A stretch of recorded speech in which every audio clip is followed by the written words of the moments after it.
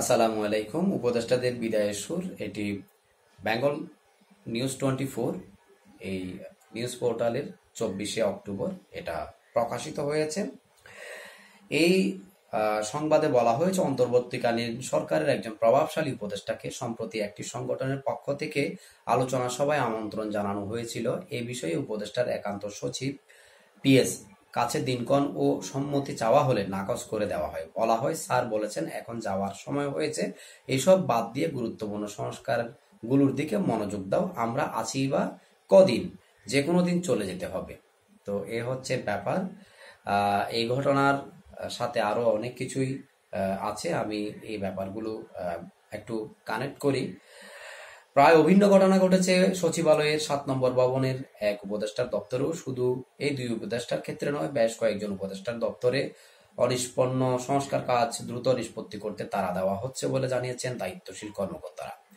এছাড়া উপদেষ্টা পরিষদ নতুন করে গঠন হতে পারে বলে মনে করছেন সংশ্লিষ্ট ব্যক্তিরা। এই মুহূর্তে গুঞ্জন আছে, অন্তর্বর্তী সরকারের উপদেষ্টা পরিষদের বড় ধরনের পরিবর্তন আসছে। উপদেষ্টা পরিষদ থেকে থাকা বিতর্কিত উপদেষ্টাদের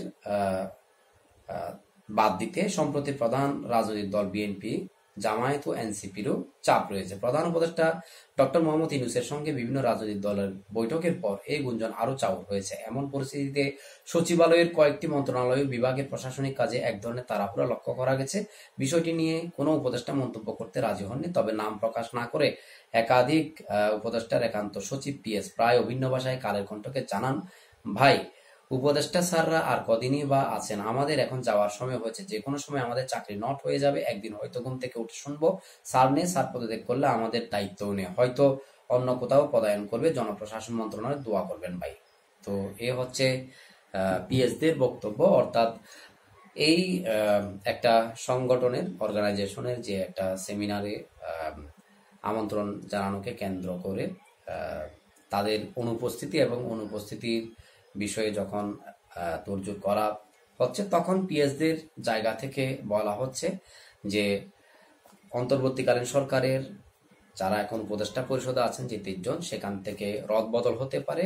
অলমোস্ট 3টি দলের পক্ষ থেকে কিছু উপদেষ্টার বিষয়ে তারা অপসারণের কথা বলেছেন এবং তাদের অপসারণ হলে আমরা যারা আছি আমরাও থাকবো না এবং আমাদের অন্য কোথাও পদায়ন হবে। আর আমরা আছি বা কদিন। তার মানে মোটামুটি এই যে বর্তমান সরকার, সেই সরকারের খুব কাছাকাছি শেষ সময়ের দিকে সরকার অতিবাহিত হচ্ছে। এটা এই বক্তব্য থেকে কিছুটা ধারণা করা যায়। তবে একেবারে যে এটা ধরে বসে থাকতে মানে ধরে বসে থাকবেন যারা, তাদের ক্ষেত্রে এই ব্যাপারগুলো আরো কনসার্ন আমি করতে চাই তাদেরকে, যে এটা একটা তাদের আমলাদের কথা। সিদ্ধান্তের যে ব্যাপারটা, সেই ব্যাপারটা আসলে টপ লেভেল থেকে হয় এবং প্রধান উপদেষ্টার একটা ব্যাপার আছে। তো তিনি কি চাচ্ছেন বা নির্বাচন আসলে যে সময়ের মধ্যে হওয়ার কথা সেই সময়ের মধ্যে হচ্ছে কিনা, এটা একটা ব্যাপার। এবং সেই ব্যাপারগুলোর আলামত যে সময়টা আছে, মাঝখানে 4 মাস সময় আছে নির্বাচনের, 3 মাস আগে থেকে নির্বাচনের সুস্পষ্ট তারিখ, তফসিল ইত্যাদি ইত্যাদি এখানে ঘোষণা অবশ্যই হতে হবে। এরপরও বাংলাদেশ এখন যে পর্যায়ের মধ্য দিয়ে অতিক্রম করছে, এটা খুব ক্রাইসিস মোমেন্ট। এই ক্রাইসিস মোমেন্টে সবকিছু হওয়ার পরও হয় যতক্ষণ না পর্যন্ত সম্পন্ন না হবে ততক্ষণ পর্যন্ত আসলে বলা মুশকিল। তারপরও যাই হোক, এখানে কথা উঠেছে রদবদলের কথা। সেই রদবদলের ক্ষেত্রে হয়তোবা অনেক উপদেষ্টা অপসারণ হতে পারেন, রদবদল হতে পারে, ইত্যাদি ইত্যাদি হতে পারে। কারণ যেহেতু 3 দলের পক্ষ থেকে এই দাবিগুলো উঠে এসেছে।